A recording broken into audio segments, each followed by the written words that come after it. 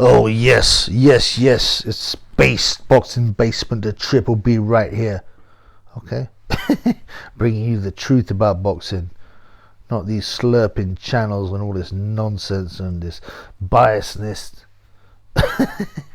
Now, we're talking about low blows in boxing in general. What we know is very relevant to the recent heavyweight fight between Daniel Dubois and Usyk. Now, let me tell you this, man. So there were these pathetic memes coming out on Twitter about Usyk having high trunks when he didn't. And in reality, the only guy with high trunks was Daniel Dubois. Daniel Denis.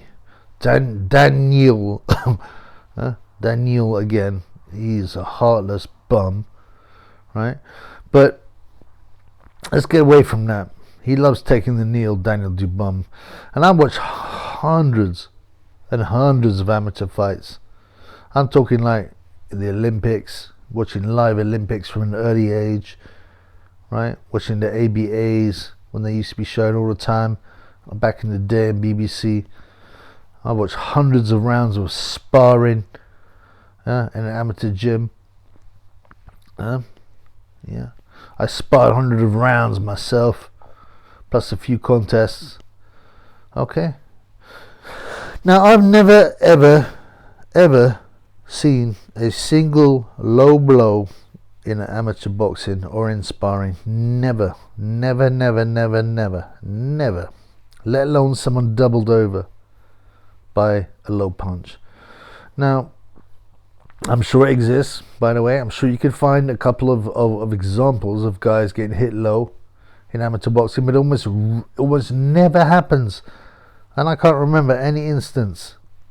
Certainly not in sparring, certainly not in all the amateur fights I've watched at club level, at Olympic level, at ABA level. All the sparring I've watched, I've never seen a single low blow.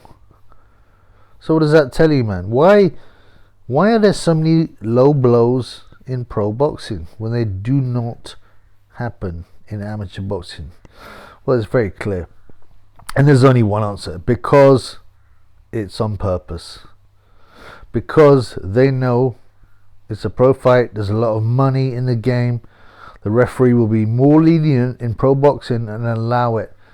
You know, if you hit a couple of low blows in amateur boxing, you get thrown out.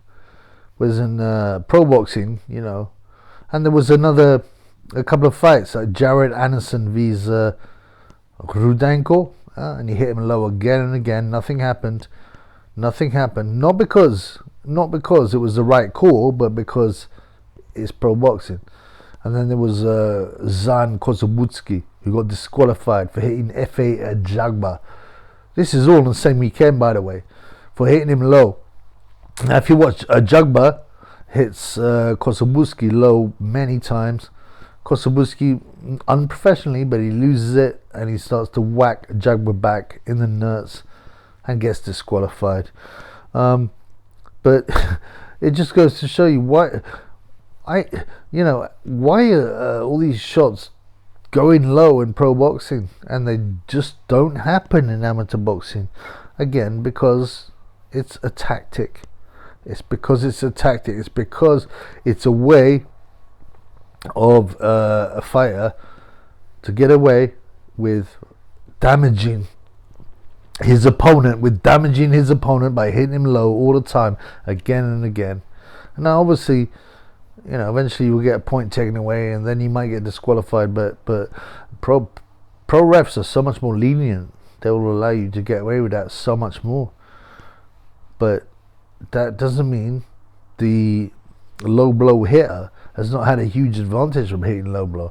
Getting bashed in the nuts, right?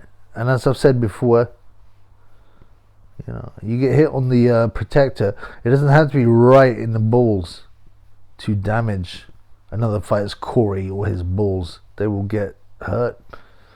You know, you're not meant to hit, as I said in my video, below the top of the hips.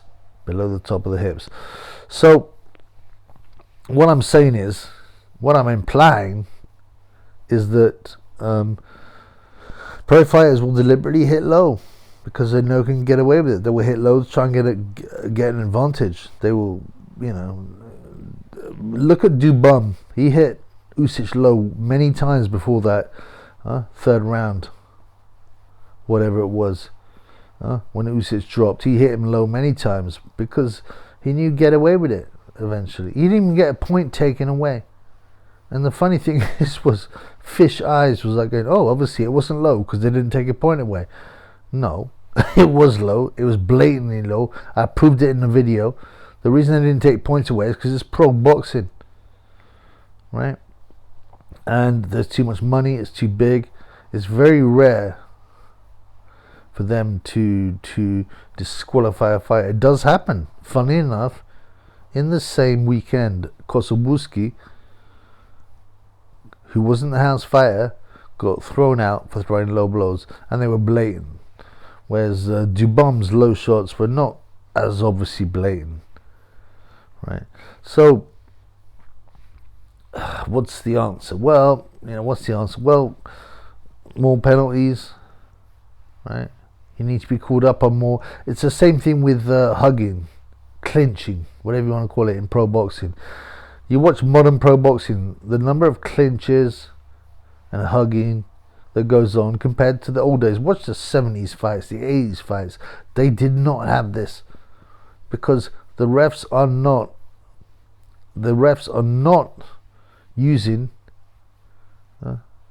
the correct way of what I'm saying is they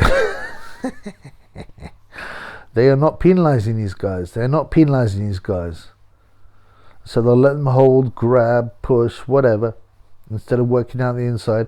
What needs to happen? Well, they need to get stricter. Pro refs need to call out hugging, clinching. Say no. Stop grabbing that man like he's your long lost lover and you haven't seen him for years, and you're so happy to see them, you clinch them. Don't do that. Don't allow the low blows. Pull them up on it quickly. But they won't, because they're in the pocket of the promoter, and these are big money fights. So again, all I'm saying to you is, why are low blows so common in pro boxing but not common in amateur boxing? It's down to the referees. It's down to them not being able to control a contest, and we need stricter referees.